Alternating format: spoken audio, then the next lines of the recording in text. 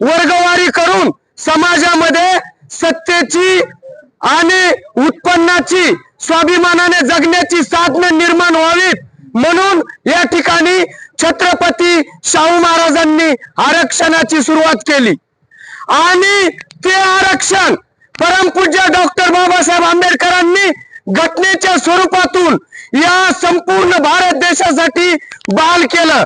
आज मला या ठिकाणी एक गोष्ट तुम्हाला सांगायची, या ठिकाणी महाराष्ट्रामध्ये गेल्या महिन्यात अथक संघर्ष करून संघर्ष योद्धा मनोज दादा जरांगे पाटलांनी मराठा समाजाला आरक्षण मिळवून दिलं।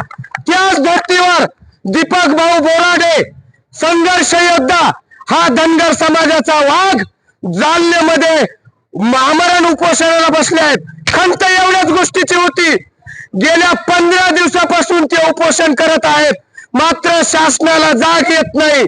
शासनाने सरकार या गोष्टीकडे गांभीर्याने लक्ष द्या, कारण धनगर समाजाचा इतिहास हा पशुपालन करून शेती करून संघर्षाचा इतिहास आहे, याची डोळे झाक करू नका।